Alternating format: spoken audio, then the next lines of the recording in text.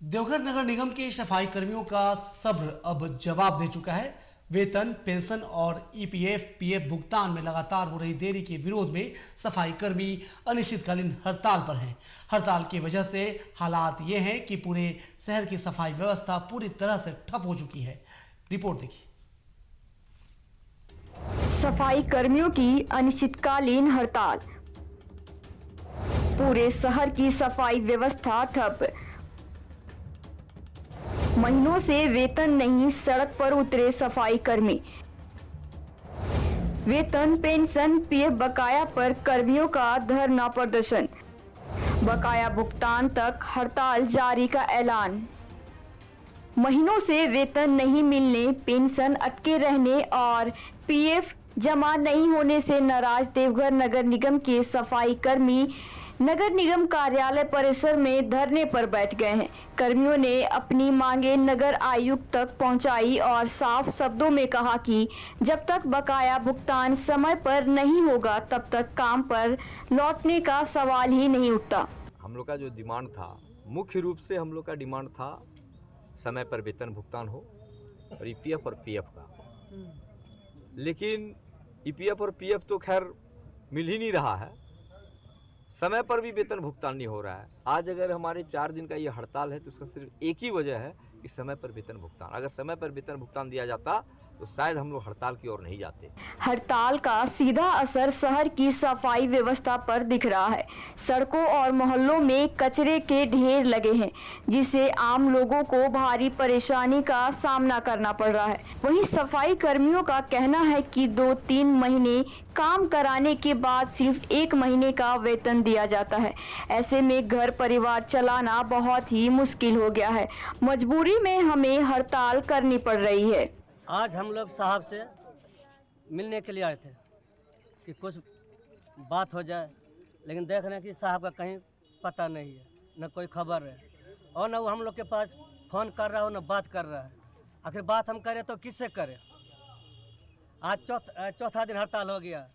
सिर्फ पंचमी ऐसा दिन मेला गुजर गया, पूरा भीड़ भाड़ चला गया, लेकिन साहब को कुछ फर्क नहीं पड़ा। साहब से हम लोग चाहते हैं कि हर महीना हम लोग का वेतन एकदम कम से कम 10 तारीख के अंदर हम लोग को वेतन ढुकना चाहिए।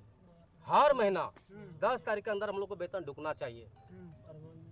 मैन परमानेंट हो या डेली बेच हो या पेंशन वाला हो, तीनों का वेतन हम लोग 10 तारीख से भीतर ढुकना चाहिए। हम लोग का मेन मुद्दा यही है।